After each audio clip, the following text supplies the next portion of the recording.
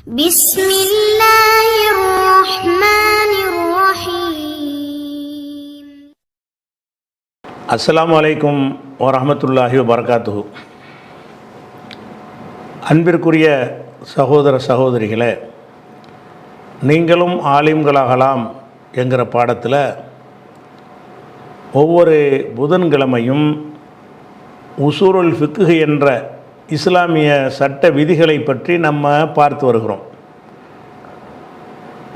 இறுதியாக நம்ம பார்த்த பாடத்தில் எதை பற்றி பார்த்தோம் என்று சொன்னால், இஸ்லாமிய சட்டத்தை எடுக்கும் பொழுது நபிகள் நாயகம் ஸல்லல்லாஹு அலைஹி வஸல்லமுடைய சொல் செயல் அங்கீகாரம் மார்க்கம் இருந்தாலும் அது எல்லாத்தையும் நீங்கள் மார்க்கமாக்கிடக்கூடாது.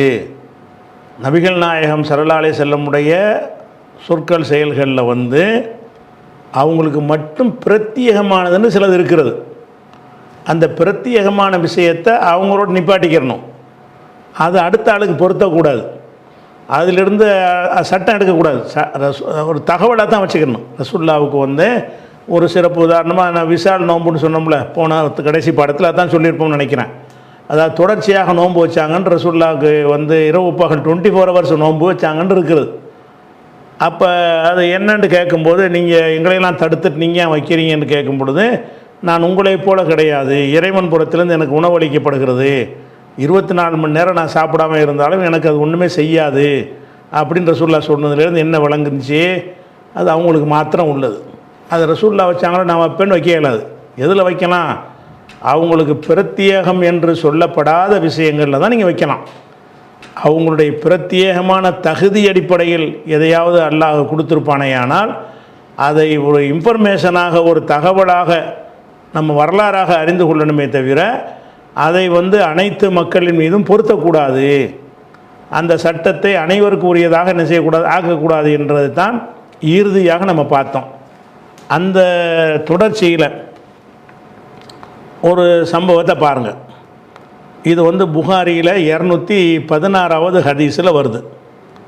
என்ன வருதுன்னு கேட்டால், ரசூல் ஸல்லல்லாஹு அலைஹி வஸல்லம் அவர்கள் மதீனாவுடைய ஒரு மதீனாவில் நிறைய பேரிச்சம்பழ தோட்டங்கள்லாம் இருக்கும். அல்லது மக்காவுடைய சந்தேகத்தோடு அறிவிக்கிறார். அதாவது மின் ஹைத்தானில் மதீனத்தி அவ் மக்கத்தை, மக்காவுடைய இல்லை மதீனாவுடைய ஒரு தோட்டம்னு போடுறார். அப்போ அறிவிப்பாளருக்கு சரியாக யாவும் இல்லை, இது மக்காவில் நடந்துச்சா மதீனாவில் நடந்துச்சா. இப்னு அப்பாஸ் தான் அறிவிக்கிறார், அவருக்கு யாவும் இருந்திருக்கும். அவர்கிட்டேருந்து கேட்ட ஆள் தான் அந்த சந்தேகத்தை போட்டிருப்பார். அப்போ மின் ஹைத்தானில் மதீனத்தி அவ் மக்கத்தை, மக்காவுடைய மதீனாவுடைய உள்ள ஒரு தோட்டம். டாபிக் தோட்டம்ங்கிறது தான். ஒரு தோட்டத்தில் ரசூலுல்லாஹ் நினைஞ்சாங்கன்னா போய் கொண்டிருந்தார்கள். போய் கொண்டிருந்தும் பொழுது கபரில் வேதனை செய்யப்படக்கூடிய 2 பேருடைய சத்தத்தை கேட்டாங்க. இப்போ அவங்க செவியுற்றார்கள். சவுத்த இன்சானைனி, 2 இன்சான்டா மனுஷன், 2 மனிதர்களுடைய குரலை கேட்டார்கள். அஸ்தபானி பி குபூர்ஹிமா, அவங்களுடைய கபூர்களில் வேதனை செய்யப்படுகின்ற 2 பேருடைய சத்தத்தை கேட்குறாங்க. ஒரு மதீனாவுலே மக்காவுலே போய்கிட்டு இருக்கிறாங்க. அங்கே ஒரு அடக்கஸ்தலம் இருக்கிறது, 2 அடக்கஸ்தலம். அங்கே 2 அடக்கஸ்தலத்திலேருந்து பயங்கர சத்தம் வருது. என்ன சத்தம்? வேதனை செய்யப்படுற ஒரு சத்தம் இருக்குது. அந்த வேதனை செய்யப்படுற சத்தம் உங்களுக்கு எனக்கு யாருக்குன்னா விளங்காது, அது ரசூலுல்லாஹ்வுக்கு விளங்கும். நல்லா காட்டி கொடுத்துருக்குறான். அப்போ வேதனை செய்யப்படுறதை காட்டும். இது எப்படி நமக்கு தெரியும்னு கேட்டால், ரசூலுல்லாஹ் சொன்னதுனால தான் தெரியுது. அறிவிப்பாளர் அறிவிக்கிறாரு, கபூரில் வேதனை செய்யப்படுறது இவர் இப்படி அறிவிப்பார், இப்னு அப்பாஸ் இப்படி அறிவிப்பார்னு கேட்டால், இப்போ கால நபி ஸல்லல்லாஹு அலைஹி வஸல்லம், ரசூல் ஸல்லல்லாஹு அலைஹி வஸல்லம் சொன்னார்கள், அஸ்தபானி, இந்த 2 பேரும் வேதனை செய்யப்படுகிறார்கள். கபூரில் 2 பேர் என்ன செய்கிறாங்க? வேதனை செய்யப்படுகிறார்கள். ஒமா அஸ்தபானி ஃபி கபீரின், கபீர்னா பெருசு, பெரும்பாவம். பெரும்பாவத்திற்கு அவங்க தண்டிக்கப்படவில்லை, வேதனை செய்யப்பட்டு இருக்கிறாங்க. பெரிய கொள்ளை விசாரம் அந்த மாதிரியான ஒரு விஷயத்திற்காக அவங்க தண்டிக்கப்படவில்லை. அது வேறு என்ன செய்ய சும்மா கால பிறகு ரசூலுல்லாஹ் சொன்னாங்க, பலா, ஆம் தண்டிக்கப்படுகிறார்கள். கான அகதுகுமா, அதில் ஒரு ஆள் லா எஸ்ததிரு மின் பௌலிஹி, சிறுநீர் கழிப்பதை மறைத்து கொள்ள மாட்டார். அவர் ஒரு ஆள் செஞ்ச வேலை என்ன? எல்லோரும் பார்க்குற மாதிரி யூரின் அடிப்பார். இந்த நம்ம நாட்டில் ரோட்டில் நினைக்கிறாங்க இல்லை, யூரின் போகிறதா இருந்தால் மறைவான இடத்துக்கு போயிடணும், ஆணாக இருந்தாலும் பெண்ணாக இருந்தாலும். ஆனால் பெண்கள் இதை கரெக்டாக கடைப்பிடிக்கிறாங்க. ஆண்கள் மானங்கட்டு போய் என்ன செய்கிறான்னு கேட்டால் பொது இடங்கள்ல எல்லாம் என்ன செய்கிறான், சிறுநீர் கழிக்கிறான். எத்தனை பேர் பார்த்தாலும் வெக்கம் வர மாட்டேங்குது. இது இந்த மாதிரியான ஒரு செயல் அல்லாஹ்வுக்கு ரொம்ப கோபமான ஒரு விஷயம். அதனால் கபூரில் அதுக்கு வேதனைக்கு உள்ளதை ஆக்கி வச்சுவிட்டான்லாம். அப்போ காண அஹதுகுமா, அந்த ரெண்டில் ஒரு ஆள் இருந்தார். லா இஸ்தத்திரனா மறைத்தான், லா எஸ்தத்திரனா மறைக்க மாட்டார். மறைக்க மாட்டார்னா மின் பௌலிகி, சிறுநீர் கழிப்பதில் மறைக்க மாட்டார்னு கேட்டால் சிறுநீர் கழிக்கும் பொழுது அவுரத்தகுன்னு வச்சுக்கணும். அவுரத்தகு மஃபூல் வந்து இப்போ போக்கப்பட்டிருக்கு. லா எஸ்தத்திரு அவுரத்தகு, அவருடைய அவுரத்துனா மறைவிடம், மறைக்க வேண்டிய பகுதி இருக்குல்ல, அதுக்கு பேர் அவுரத்துங்கிறது. லா எஸ்தத்திர் அவுரத்தகு, அவருடைய மறைவிடத்தை மறைத்து கொள்ள மாட்டார். மின் பௌலிகி, சிறுநீர் கழிக்கும் போது செய்ய மாட்டார். அப்போ இந்த ஒரு ஆள் ரெண்டு பேர் வேதனை செய்யப்படுறாங்கல்ல, இந்த வேதனை செய்யப்படுற ஒரு ஆள் செஞ்ச தப்பு என்னன்னு கேட்டால் வெளிப்படையாக யூரின் போவார். சிறுநீர் கழிக்கும் போது என்ன செய்வார், அடுத்தவங்க பார்க்குறாங்கங்கிற அந்த வெக்க உணர்வு இல்லாமல் பொது இடங்களில் போய் என்ன செய்வார், யூரின் போயிடுவார். இதுக்கு தான் அவர் தண்டிக்கப்படுறார். ஒருத்தர் ரெண்டு கபர் தானே பார்க்குறாங்க. இன்னொருத்தர் இருந்தார் எம்ஷி பின் நமீமத்தி. நமீமத்துனா கோல் சொல்கிறது. நம்மண்டா கோல் சொன்னான்னு அர்த்தம். நம்மாமுன் என்று சொன்னால் கோல் சொல்கிறவன் அப்படின்னு அர்த்தம். அதனுடைய மஸ்தர் வந்து நமீமத்துன், கோல் சொல்லுதல். அப்போ கோல் சொல்லுவார் என்று வந்து தமிழில் நம்ம சொல்லிடுவோம். தமிழில் என்ன செய்வோம், ஒருத்தன் கோல் சொன்னான்னு சொன்னால் கோல் சொன்னான் அந்த வார்த்தை யூஸ் பண்ணுவோம். அரபியில் வந்து கோல் சொன்னான்னு சொல்ல மாட்டாங்க, கோலோட நடந்தான்னு சொல்லுவாங்க. நடந்தான்ங்கிற வார்த்தையை போட்டுருவாங்க. அதுக்கு கோல் அந்த நடந்தான் அர்த்தம் செய்யக்கூடாது. எம்ஷின்னா மஷாண்டா நடந்தான்னு அர்த்தம். மஷாண்டா என்ன அர்த்தம், நடந்து போகிறோம்ல, அதுக்கு பேர் மஷா எம்ஷி, வருங்கால வினை. அப்போ காணல் ஆகிற இன்னொருத்தர் வந்து எம்ஷி நடந்தார், பின் நமீமத்தி, கோல் சொல்வதை கொண்டு நடந்தார். கோல் சொல்வதை கொண்டு நடந்தார்னா என்ன அர்த்தம், கோல் சொல்லி கொண்டு இருந்தார்னு அர்த்தம். அரபியில் நடக்கிறதுங்கிற வார்த்தையில் சேர்த்துக்குருவாங்க. நம்ம தமிழில் வந்து கோலுக்கு நம்ம பயன்படுத்துறது சொன்னான்ங்கிறது தான் சேர்ப்போம். அரபியில் வந்து கோலுக்கு நடந்தான்னு சேர்த்துக்குருவாங்க. அவங்களுக்கு சொல்லும்போது கரெக்டாக சொன்னான்ற அர்த்தம் தான் மனசில் வரும், அவங்களுக்கு புரிஞ்சுக்கணும். நம்ம இப்படி மொழிபெயர்த்தானே சிரிப்பானுவோம். எம்சி பின் நமீமத்தின்னா கோல் சொல்வதை கொண்டு நடந்தாரா, ஏன் கோல் சொல்வதை கொண்டு நடக்கிறதா மேட்ரு. இப்போ நடந்தார்னு அர்த்தம் கிடையாது, அகராதி அர்த்தம் அதுதான். ஆனால் அரபு மொழியில் வந்து எம்சி நமீமத்து கோல் சொல்லுதுன்னு வந்துருச்சுன்னு சொன்னாலேயே அதில் என்ன செய்வாங்கன்னா யகூலு பின் நமீமத்தி அப்படி சொல்லுவான். அந்த மாதிரி பயன்படுத்தாமல் எம்ஷி பின் நமீமத்தி, நமீமத்தை கொண்டு நடப்பான், அதாவது கோல் சொல்லுவான்னு அர்த்தம். அப்போ என்ன செய்யணும், யுஃப்ஷி பரப்புவான்னு வச்சுக்கிறோங்க. அப்போ வந்து இந்த எம்சிங்கிற வார்த்தையை தான் அவங்க போடுவாங்க. நீங்கள் எம்சிக்கு வந்து நடப்பான்ங்கிறது அர்த்தம், இங்கே அதை வைக்க வேணால் சொல்லுவான்னு வச்சுக்கிறோங்க. இப்போ காணல் ஆகரு இன்னொருவர் இருந்தார், எம்சி பின் நமீமத்தி, கோல் சொல்பவராக இருந்தார். ரெண்டு பேர் வேதனை செய்யப்படுறாங்க. ஒரு ஆள் வந்து சிறுநீர் கழிக்கும் போது மறைத்து கொள்ளாதவர், இன்னொரு ஆள் வந்து கோல் சொல்லி தெரிந்தவர். பிறகு சும்மதா பி ஜரீதத்தின், ஜரீதத்தினா மட்டை, பேரிச்ச மட்டைன்னு சொல்கிறாங்கல்ல, இந்த பேரிச்ச மரம் இந்த மாதிரியான மரங்களில் உள்ள மட்டைக்கு பேர் ஜரீதத்தும்பாங்க. இந்த ஜரீதத்துங்கிறது மாமரம் வேப்ப மரத்துலலாம் வராது. எதில் வரும்னு கேட்டால் பனை மரம், தென்னை மரம், பேரிச்ச மரம், அந்த மட்டைகள் வரும்ல, அதில் தான் மட்டைங்கிறது வரும். அப்போ இது வந்து இப்போ அந்த நாட்டில் பேரிச்ச மரம் தானே இருந்துச்சு, அதிலேருந்து இருக்கிறதுக்கு ஒரு மட்டைம்பாங்க. மட்டைன்னா அது இலையோடு வந்திருக்கும்ல, அதுக்கு பேர் இலையோடு சேர்ந்து இருக்கிறத அந்த இலையை பிரித்து எடுத்து விளக்கமாருக்கு நம்ம பயன்படுத்திக்கிடுவோம். மீதி உள்ளது மட்டைன்னு சொல்லுவோம். சும்மா தா, பிறகு வந்து கொண்டு வர சொன்னார்கள், தாண்ட அழைத்தார்கள். தாவுக்கு பிறகு பே வந்துருச்சுன்னு சொன்னால் கொண்டு வர சொன்னார்னு வந்துடும். இந்த பே வந்திருக்கு பாருங்கள், பி ஜரீதத்துண்டு, இங்கேருந்து பி வந்திருக்குது. இந்த பே சேர்ந்ததுனால அந்த தாவுக்கு அர்த்தம் என்னென்னா அழைத்தார்னு வராமல் கொண்டு வர சொன்னார்கள். சும்மா பிறகு தா பி ஜரீதத்தின், ஒரு மட்டையை கொண்டு வர சொன்னார்கள். மட்டைன்னா பேரிச்ச மட்டை, பேரிச்ச மரம் தான் நாங்கள் இருக்கேன். சும்மா தா பி ஜரீதத்தின், ஒரு மட்டையை கொண்டு வர சொன்னார்கள். அப்போ ஒரு பேரிச்ச மட்டையை எடுத்துகிட்டு வர்றாங்க. வந்த உடனே இப்போ கசரஹா, அதை பிளந்தார்கள். கிசரத்தைனி, ரெண்டு துண்டா, கிசரத்துனா துண்டு, கசரஹா கிசரத்தைனி, அதை 2 துண்டாக பேரிச்ச மட்டை வருது, 2 புழக்கிறாங்க. 2 புலந்துட்டு இப்போ வலா என்றால் வைத்தான் அர்த்தம். வலான்னா என்னது? வைத்தான். வலா, அந்த ஃபங்கிறது எனவே அதுக்கு உள்ளது. இப்போ வலா அலா குல்லி கபரின் மின்ஹுமா, அந்த 2 கபரில் ஒவ்வொரு கபரின் மீதும் வைத்தார்கள் கிஸ்ரத்தன், ஒரு துண்டை வச்சாங்க. ஒரு பேரிச்ச மட்டை வருது, அது 2 பிளக்குறாங்க. இதில் ஒரு துண்டு, அதில் ஒரு துண்டு நட்டி வைக்கிறாங்க. நட்டி வச்ச உடனே கீழளவு ரசூல்லாட்ட கேட்கப்படுது, யார் ரசூலல்லா, அல்லாவுடைய தூதரே, லிமஃப அல்தஹாதா, இதை எதுக்கு இப்படி செஞ்சீங்க, எதனால் இதை செஞ்சீங்க? மட்டை எடுத்துகிட்டு சொல்லி 2 பிளந்து ஊண்டி வச்சிங்களா, எதனாலன்னு கேட்குறாங்க. கால ரசூல்லா சொன்னாங்க, ல அல்லஹு ஐயு ஹஃபஃப அன்ஹுமா, அந்த 2 பேருக்கும் லேசாக்கப்படக்கூடும். இல்லை அல்லன்னா கூடும்னு அர்த்தம். கன்ஃபார்மாக சொல்வதற்கு இன்னன்னு போடுவாங்க. ஒரு எதிர்பார்ப்புக்கு வந்து ல அல்லன்னு போடுவாங்க.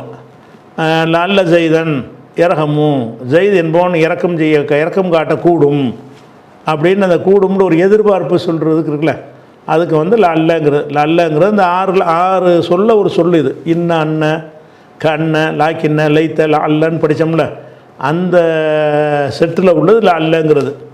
அப்போ ல அல்லஹு அவர் ஐயு ஹஃபஃப அன்ஹுமா, அந்த இருவருக்கும் லேசாக்கப்படக்கூடும். மாலம் எய்பசா, இது காய்ந்து போகாத வரை. எபிசை என்றால் காய்ந்ததுன்னு அர்த்தம். எபிச எய்பசு, எபிசன்னா ஒரு துணி இருக்குன்னு வைங்களேன், ஈரமாக இருக்கிற துணி இருக்குல்ல, அது வெயிலில் போட்டு காஞ்சிருச்சுன்னு சொன்னால் எபிச தௌபு. அந்த அதே மாதிரி வந்து அல்ல யாபிசு, காஞ்சி போனதுங்கிறதுக்கு வார்த்தை என்ன பயன்படுவாங்க? யாபிசின். ஈரமாக உள்ளதுக்கு ரத்தப்புப்பாங்க. உலா ரத்தபின் உலா யாபிசின், காய்ந்ததோ ஈரமானதோ எதுவாக இருந்தாலும் அல்லாவுடைய பதிவேட்டில் இல்லாமல் இல்லைன்னு வரும்போது அந்த யாபிஸ்ன்னு வரும். அப்போ எபிசை என்றால் காய்ந்தது, எய்பஸ் என்றால் காயும். அப்போ மாலம் எய்பசா, எய்பசானின்னு வரணும். லம் வந்ததுனால நூனு போயிடும். இந்த எய்பஸ் இருக்குல்ல, அதில் வந்து இது மட்டைங்கிறது பெண்பால், ஜரீதத்து என்பது மட்டைங்கிறது இந்த ஜரீதத்துன்னு வந்திருக்குதுல்ல, அதனால் அந்த சொல்ல பெண்பாலை தான் பயன்படுத்துவாங்க. அதனால் எய்பஸ்ஸுன்னு அதுக்கு போட இயலாது, தைபஸ்ஸு தான் போடணும். எய்பஸ்ஸுன்னா ஆண்பாலுக்கு எய்பஸ்ஸு, பெண்பால் சொல்ல போட்டோம்னா தைபஸ்ஸுன்னு போடணும். மாலம் தைபசானி, எய்பசு எய்பசானி எய்பசுன தைபசானி, அந்த தைபசானி தான் இந்த சொல்லு.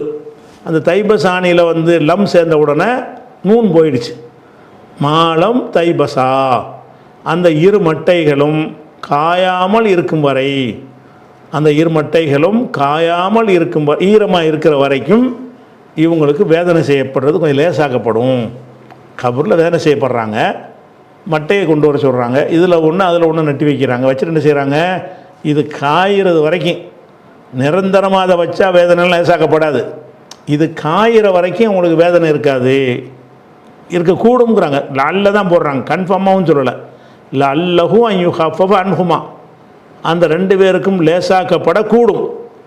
மாலம் எய்பசா, காயாமல் இருக்கும் வரை.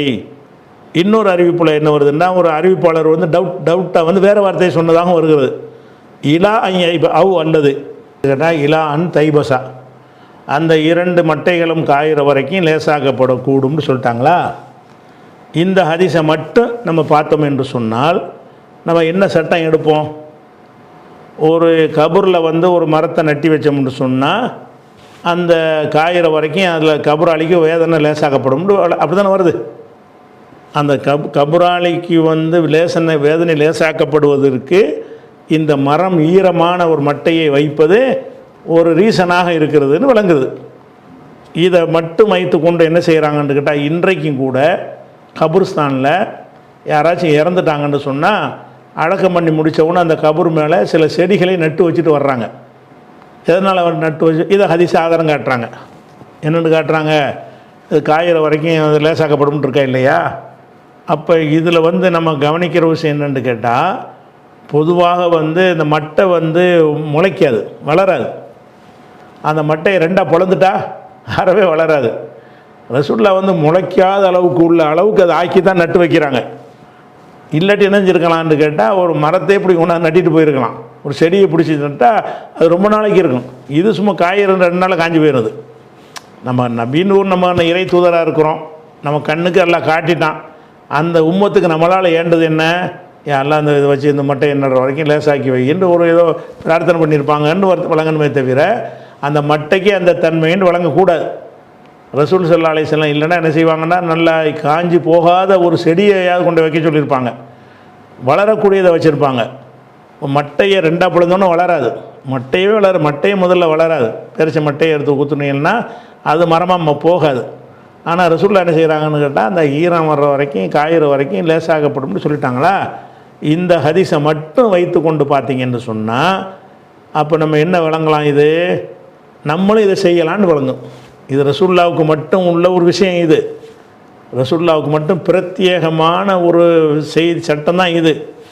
நம்ம கபராளிகள் மீது கொண்டு போய் மரத்தை நட்டினாலும் செடியை நட்டினாலும் அதாபுலாம் வேதனையெல்லாம் லேசாக்கப்படாது, அதுக்காக வேண்டியெல்லாம் படாது அப்படின்ட்டு நம்ம கருத்தில் சொல்கிறோம். எதை வச்சு சொல்கிறோம்னு கேட்டால், இதே சம்பவம் முஸ்லீம்லேயும் வருது. பெரிய சம்பவம். அந்த பெரிய சம்பவத்தில் இந்த டாப்பிக்கும் வருது. சிறுநாம ரசூலுல்லாஹின்னு அந்த வரக்கூடிய நேரத்தில் அந்த பெரிய ஹதீஸில் அந்த கடைசி பாயிண்ட் தான் நமக்கு தேவை. அந்த இடத்துக்கு அதை கொண்டு வந்துடுறேன். முஸ்லீமில் அந்த பாயிண்ட்டு தான். அப்போ என்ன செய்கிறாங்கன்னு கேட்டால், இன்னி மரர்த்து பி கபரைனி, நான் 2 கபருக்கு அருகே கடந்து சென்றேன். அதுதான் பாணி. அந்த 2 பேரும் வேதனை செய்யப்படுகிறார்கள். ஃபஅஹ்பப்து, நான் விரும்பினேன், பி ஷஃபாஅத்தி, எனது துவாவின் மூலமாக. ஷஃபாஅத்னா பரிந்துரை, அது துவா. ஃபஅஹ்பப்து, நான் விரும்பினேன், பி ஷஃபாஅத்தி, எனது துவாவின் மூலமாக, ஐயு ரஃபஹ அன்ஹுமா, அந்த 2 பேரும் லேசாக்கப்படணும் என்று ஒரு துவா செஞ்சேன். எனது துவாவின் காரணமாக லேசாக்கப்படும். மாதாமல் உஸ்னானி ரத்பைனி, அந்த 2 கிளைகளும் ஈரமாக இருக்கும் காலமெல்லாம். மாதாமல் உசுன்னா அந்த கிளை, அந்த கிளைகள் 2 கிளைகளும் ரத்பைனி ஈரமாக இருக்கும் காலமெல்லாம் அவர் என்னுடைய துவாவின் காரணத்தினால் அது லேசாக்கப்படும் என்று நான் விரும்பினேன். அப்போ இதில் அந்த விரும்பினது, அந்த வேதனை லேசாக்கப்பட்டது மரத்தினால் அல்ல, அந்த பசுமையான மட்டையினால் அல்ல, வேறு எதனால் லேசாக்கப்படுதுன்னா நான் துவா செஞ்சுருக்கிறேங்கிறாங்க. அப்போ ரசூலுல்லாஹ்வுடைய துவாவுக்கு அல்லாஹ் ஏற்றுக்கிட்டு அந்த கொஞ்ச நேரத்தில் லேசாக்கி வைக்கிறான், அவ்வளோதான். அப்போ இது ரசூலுல்லாஹ்வுக்கு மட்டும் உள்ள சிறப்பு. அவங்க பார்க்குறாங்க, அவங்க கண்ணு முன்னாடி அந்த வேதனையை எல்லாம் காட்டிவிட்டான். காட்டினோன்னு நம்ம உம்மத்துக்கு ஏதாவது அந்த உம்மத்துக்கு செய்யணுமே என்ன செய்கிறாங்க, 2 மட்டையை கொண்டாந்து வச்சுட்டு நட்டுறாங்க. நட்டவுன்னு அது வேதனை லேசாக்கப்படும்னு அப்படி நினைக்கல. அவங்க நட்டிட்டு, யா அல்லாஹ் இது காயிற வரைக்குமாச்சும் கொஞ்சம் லேசாக்கி வைவேன், நான் பார்த்துட்டேன்ல வேதனை செய்யப்படுறாங்கல்ல, நம்மளை பார்த்துட்டு ரசூலுல்லாஹ் நமக்கு ஏதாவது செஞ்சாங்கன்னு அவங்க நினைக்கணுமே இல்லையா, அப்படின்ற அடிப்படையில் ரசூலுல்லாஹ் என்ன செய்கிறாங்கன்னு கேட்டால், ஃபஅஹ்பப்து, நான் விரும்பினேன், பி ஷஃபாஅத்தி, எனது துவாவின் மூலமாக அவங்களுக்கு லேசாக்கப்படணும் என்று நான் விரும்பினேன். அந்த துவா கூட நிரந்தரமாக லேசாக்கும்படி கேட்க முடியலை. இந்த 2 கிளைகளும் கொப்புகளும் மட்டைகளும் ஈரமாக இருக்கிற வரைக்கும், மாதாமல் உஸ்னானி ரத்பைனி, இந்த 2 கிளைகளும் அந்த ஈரமாக இருக்கும் காலம் வரைக்கும் அவங்களுக்கு லேசாக்கப்பட வேண்டும் என்று நான் என் துவாவின் மூலமாக லேசாக்கப்பட வேண்டும் என்று விரும்பினேன் அப்படின்னு ரசூலுல்லாஹ் சொன்னாங்கன்னு இதே சம்பவம் வேறொரு ஹதீஸில் வரும்போது வருகிறது. அப்போ இதில் நம்ம விளங்குறோம் என்று கேட்டால், ஒரு கபரில் கொண்டு மட்டையை நட்டு வைத்தால் வேதனையெல்லாம் லேசாகலாம் போகாது. ஒரு கபரில் மரத்தை வச்சா என்ன செய்யாது, வேதனை லேசாக போகாது. அது வைக்கிறது சுன்னத்து கிடையாது. ரசூலுல்லாஹ் செஞ்சாங்கன்னு சொன்னால் அது மாதிரி அடக்கம் செஞ்ச எல்லா கபர்லையும் இதை செய்யவும் இல்லை. மதீனாவில் ரசூலுல்லாஹ் இருக்கும்போது எத்தனை கபரில் அடக்கம் பண்ணாங்க, ஒவ்வொரு கபர்லையும் மரத்தை நட்டி வைங்கன்னு எந்த ஒரு இடத்துலையும் சொன்னதே கிடையாது. இந்த வேதனை செய்யப்படுறது எல்லாம் காட்டிவிட்டான். நடந்து போய்கிட்டு இருக்கும்போது ஒரு தோட்டத்தில் 2 கபர் அடக்கம் செய்யப்பட்டிருக்கும்போது அவங்க வேதனை செய்யப்படுறதை கண் முன்னாடி காட்டிவிட்டான். அவங்க மூமின்களாகவும் இருந்திருக்கிறாங்க. ஏன்னா ஷிர்கைலாம் ரசூலுல்லாஹ் சொல்கிற மூத்திரம் பெய்கிற விஷயத்தானே சொல்கிறாங்க, கோல் சொல்கிற விஷயத்தானே சொல்கிறாங்க. அதனால் அடிப்படையான முஸ்லீமாகவும் இருக்கிறாங்க. அப்போ நம்ம கண்ணால் பார்த்துவிட்டோம், எல்லாம் நான் பார்த்துட்டேன், இந்த மட்டும் அது கொஞ்சம் காயிற வரைக்குமாச்சு கொஞ்சம் லேசாக்கி வைமேன்னு கேட்டுருக்குறாங்க. அதெல்லாம் ஏற்றுக்கிட்டான். அதனால் ரசூலுல்லாஹ் அப்படி அந்த வார்த்தையை சொல்கிறாங்க. அந்த புகாரி ஹதீஸை மட்டும் வச்சு பார்த்தீங்கன்னு சொன்னால் அது அனைவருக்கும் உரியதாக எடுத்துக்கொள்கிற மாதிரி இருக்கிறது. இந்த முஸ்லீம் ஹதீஸையும் சேர்த்து வச்சு பார்த்தீங்கன்னு சொன்னால் இது அல்லாஹ்வுடைய ரசூலுடைய துவாவுனால் அவங்களுக்கு இது கிடைத்திருக்குன்னா உங்கள் துவாவுக்கு என் துவாவுக்கெல்லாம் கிடைக்குமா? கபூலுடைய மட்டையை நட்டி வச்சு இந்த மட்டை காயிற வரைக்கும் லேசாக்குன்னு உங்களுக்கு சொல்ல இயலுமா? அப்போ அல்லாஹ்வுடைய தூதருக்குடைய பிரத்யேக தூதர் என்பதற்கு கொடுத்த ஒரு கண்ணியம், அவங்களுக்கு கொடுத்த ஒரு சிறப்பு தகுதி. அந்த சிறப்பு தகுதியில் போய் நீங்கள் போட்டி போடக்கூடாது, இதில் சட்டம் எடுக்கக்கூடாது. ரசூலுல்லாவுடைய துவாவை அவங்க துவா செஞ்சுருக்கிறாங்க, ஒரு கபராளிக்காக செஞ்சுருக்கிறாங்க, துவா செஞ்சுருக்கிறாங்க. நிரந்தரமாக நீக்கும்படி கூட அவங்க துவா செய்யலை, காஞ்சி போகிற வரைக்கும் செஞ்சுட்டாங்க, அவ்வளோதான், அதோடு முடிஞ்சிருச்சு. அதனால் இந்த மரஞ்செடி நட்டுறவங்களாம் என்ன பண்ணுறாங்கன்னு கேட்டால் இந்த ரசூலுல்லாவுடைய இந்த ஹாசியத், அதாவது ஹுசூசியத்துனா பிரத்யேக ஒரு சட்டம், பிரத்யேக தகுதி என்பதை விளங்காதவர்கள் இதிலிருந்து சட்டம் எடுக்கிறாங்க. அதை விளங்கியவர்கள் இதில் என்ன நீங்கள் போடுற ரசூலுல்லாட்ட என்ன போட்டி போடுறீங்க? நீங்கள் நாங்கள் ஒன்றா? மட்டைக்கா லேசாக்குற வேதனையை லேசாக்கப்படுற தன்மை மட்டைக்கா இருக்குது? மட்டை கிடையாது. நான் செய்கிற துவாவுக்கு இருக்குங்கிறாங்க ரசூலுல்லாஹ். அப்போ நீ செய்கிற துவாவும் நான் செய்கிற துவாவும் ஒன்றாகுமா? அல்லாஹ்வுடைய ரசூல் செய்கிற துவாவுக்கு தானே அந்த பவர் இருக்கிறது. அப்போ இதில் போட்டி போடக்கூடாது. இந்த மாதிரி மட்டையை ரசூலில் நட்டி வச்சாங்கன்னா எதுக்கு நட்டி வச்சாங்க? நட்டி வச்சுட்டு என்ன சொன்னாங்க? ஒரு அறிவிப்பில் வராட்டாலும் வேறு அறிவிப்பில் வருதில்ல, ஒரே நேரத்திலாம் சொல்கிறாங்க. அவர் சொல்ல மறந்துட்டார், இவர் இந்த அறிவிப்பெல்லாம் சொல்கிறார். அப்போ இதில் என்ன வருதுன்னு கேட்டால் காஞ்சி போகிற வரைக்கும் லேசாக்க சொல்லி நான் அல்லாஹ்ட்ட துவா செஞ்சேன், என்னுடைய துவாவின் மூலமாக அவருக்கு அது லேசாக்கப்படும் என்று ரசூலுல்லாஹ் சொல்லிட்ட காரணத்தினால் இது பிரத்யேக சட்டம், ரசூலுல்லாஹ்வுக்கு மட்டும் உள்ள பிரத்யேக சட்டம் அப்படின்னு நினைக்கணும். அதே மாதிரி இன்னொரு பிரத்யேக சட்டங்கள்லாம் சிலது தெரிஞ்சு வச்சுக்கிட்டா தான் அதையெல்லாம் பொதுவாக்கிடக்கூடாது. ரசூலுல்லாஹ்வுக்கு மட்டும் இது ஏன்ப்பா ரசூலுல்லாஹ்வுக்கு மட்டும் உள்ளதை கொண்டாந்து எல்லாத்துக்கும் ஆக்க பார்க்குறேன்னு கேட்டுப்படணும். அதே மாதிரி ஒரு விஷயத்தை சொல்வதாக இருந்தால் 33வது குர்ஆனில் இருக்குது, 33வது சூறாவில் 6வது வசனம். 6வது வசனத்தில் என்ன சொல்லப்படுதுன்னு கேட்டால் அந்நபியு, இந்த நபி முகமது நபி, அவுலா பில் மூமினீன, மூமின்களுக்கு ரொம்ப தகுதி படைத்தவர், மின் அன்புசிஹிம், அவங்களை விட அவங்களுடைய நஃப்ஸு ஆன்மாக்களை விட மூமின்களுக்கு ரொம்ப உரிமை படைத்தவர் முகமது நபி தான். அஸ்வாஜுஹு, அவருடைய மனைவிமார்கள், உம்மஹாத்துஹும், மூமின்களுடைய தாய்மார்களாக இருக்கிறார்கள். ரசூலுல்லாஹ்வுடைய மனைவிமார்கள் யார்? உம்மஹாத்துஹும், ரசூலுல்லாஹ்வுடைய எல்லா மனைவிமாரும் நமக்கு தாய் என்று சொல்லணும். எல்லா மூமின்களும் என்ன செய்யணும்?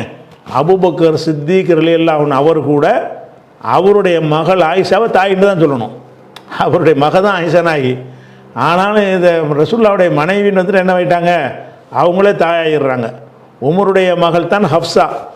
ஆனால் ஹப்ஸா உமருக்கு அம்மா தான். அது மார்க்க ஆன்மீக ரீதியாக எடுத்துக்கிட்டிங்கன்னா ஒரு அஸ்வாஜுஹு, ரசூலுல்லாஹ்வுடைய மனைவிமார்கள், உம்மஹாத்துஹும், அந்த மூமின்களுடைய அன்னையர். உம்முக்கு ஜம்மு உம்மஹாத்துமாங்க, உம்மாத்துன்னு தான் வரணும், உம்மாத்துன்னு வரணும். அந்த ஹே ஒன்று சேர்த்துட்றாங்க. இந்த உம்மை சொல்லுமே என்ன செய்கிறாங்க? உம்மு என்றால் அம்மா, உம்மஹாத்துன் அம்மாக்கள். அப்போ இந்த ஹே சேர்த்து ஜம்மு ஆக்குறாங்கன்னு வைங்களேன். அஸ்வாஜுஹு, இப்போ ரசூலுல்லாஹ்வுடைய மனைவிமார்கள், உம்மஹாத்துஹும் அவங்களுடைய அன்னையர் அப்படின்னு வருது. இப்போ இஸ்லாமிய சட்ட பிரகாரம் யார் அம்மான்னு சொல்ல முடியும்? அல்லாஹ் என்ன மாதிரி குர்ஆனில் நமக்கு சொல்லி காட்டுகிறான்? ஒரு தாயின்னு ஒருத்தர் சொல்கிறதா இன் உம்மஹாத்துஹும் இல்லல்லாஹி வலதுனஹும், யார் அவங்கள பெத்தெடுத்தாங்களோ அவங்க தான் தாய்ங்கிறான் குர்ஆனில். ஒரு பெண்ணை ஒரு ஆணோ பெண்ணோ தாய் என்று சொல்வதாக இருந்தால் அவள் வயிற்றிலிருந்து நீங்கள் வந்திருக்கணும். அப்படி குர்ஆனில் இருக்குது. எப்படி இருக்குது? இன் உம்மஹாத்துஹும் இல்லல்லாஹி வலதுனஹும், யார் அவர்களை பெற்றெடுத்தார்களோ அவர்கள்தான் தாய். அப்போ பெற்றெடுத்தவர்கள் தான் தாய் என்பது ஒரு பொதுவான சட்டம். இப்போ ஹதீஜா நாயகி, ஆயிஷா நாயகி நம்மளை பெற்றெடுத்தாங்களா? அன்னைக்கு உள்ள சஹாபாக்கள் யாராவது பெற்றெடுத்தாங்களா?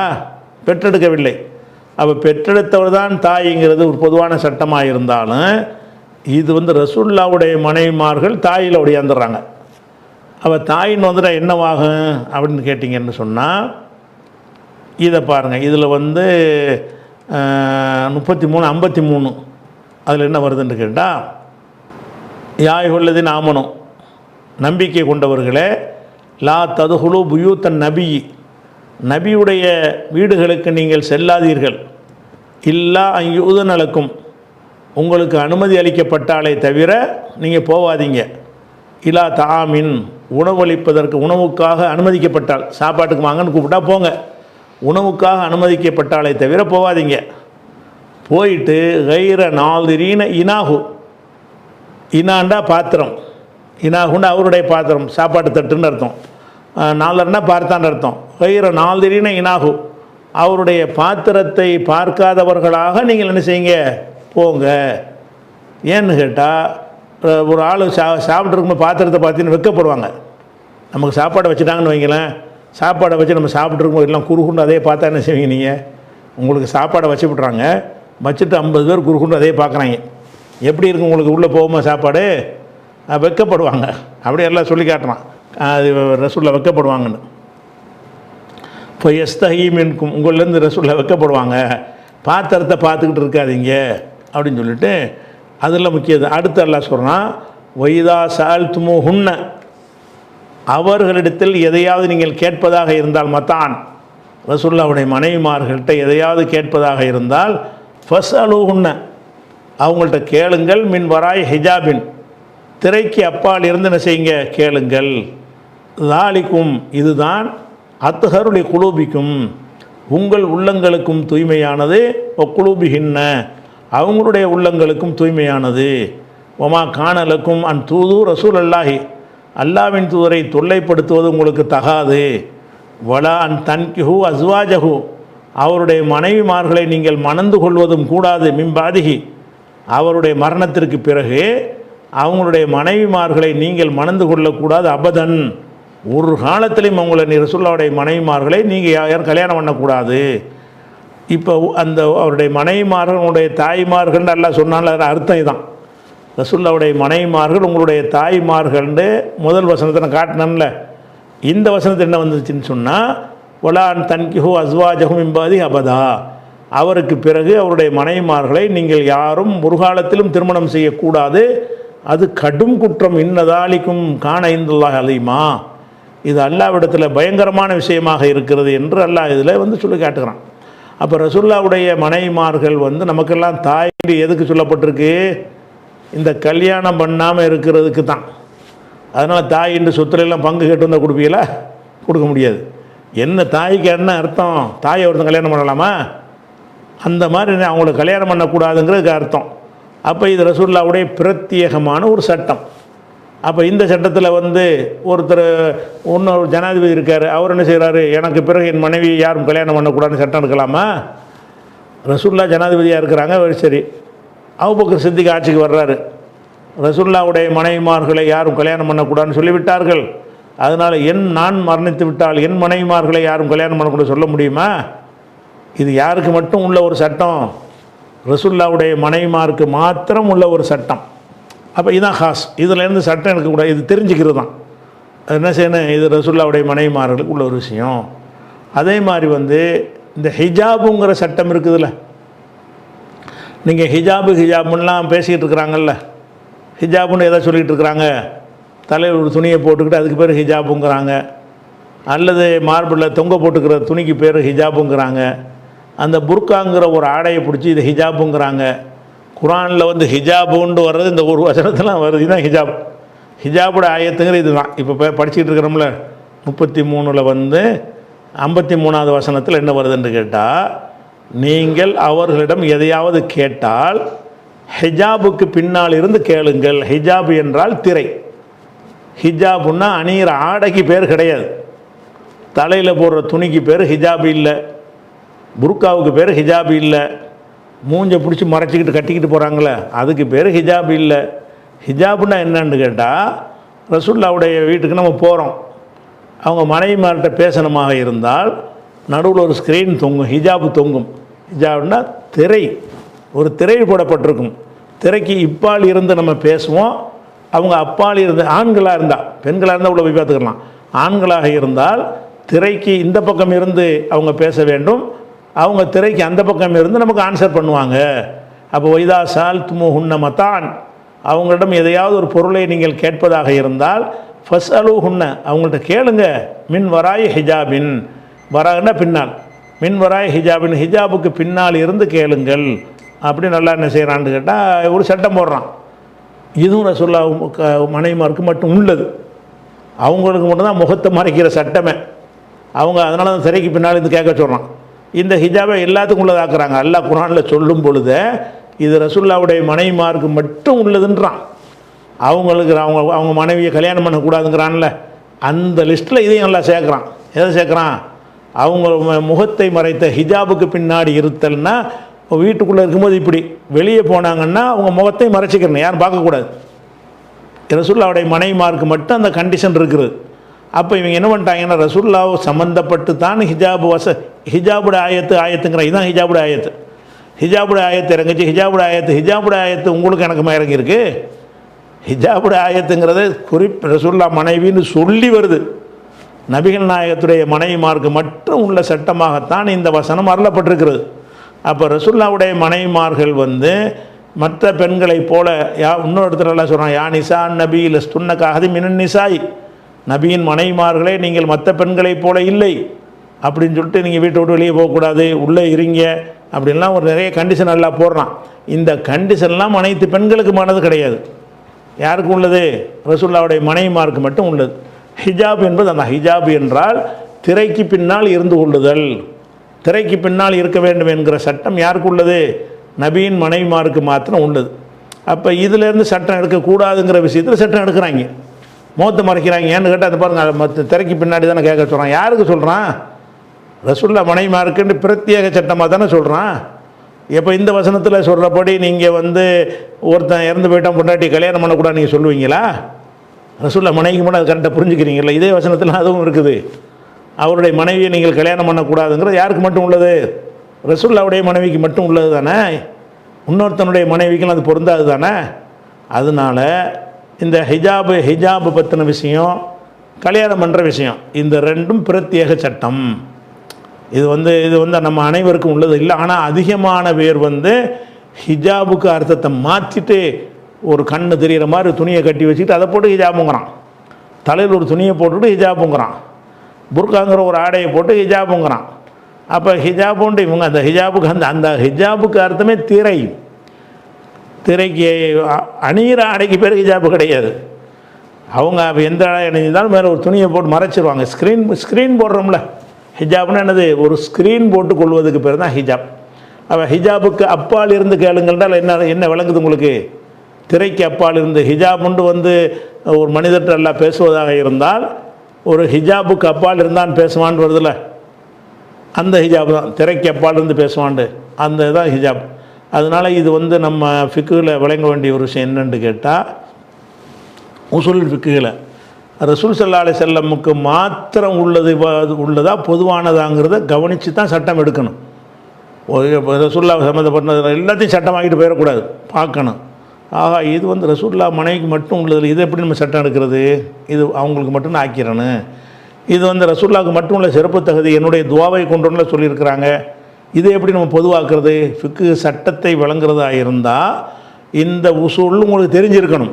எந்த உசூல், எந்த ஒரு ஹதீஸை பார்த்தாலும் இது அனைவருக்கும் உள்ளதா ரசூலுல்லாஹ்வுக்கு உள்ளதான்னு அது கொஞ்சமாக தான் இருக்குது. அது இதுதான் சிந்திக்கணும். இது அனைவருக்குமானதா ரசூலுல்லாஹ்வுக்கு மாத்திரம் உள்ளதான்னு பார்க்கணும். ஆதாரங்களை கொண்டு நிரூபணமானால் ரசூலுல்லாஹ்வுக்கு உள்ளதுன்னு அதை விட்டுட்டு மற்றதை நம்ம சட்டமாக்கிடணும். ரசூலுல்லாஹ்வுக்கு மட்டும் உள்ளதில் நம்ம என்ன செய்யக்கூடாது? போட்டி போடக்கூடாது என்பதை விளங்கிக்கொள்ளணும். இன்னும் பல விஷயங்கள் இருக்குது. இன்ஷா அல்லாஹ் அதை என்ன செய்வோம்? அடுத்தடுத்த வாரங்களில் பார்ப்போம். அஸ்ஸலாமு அலைக்கும்.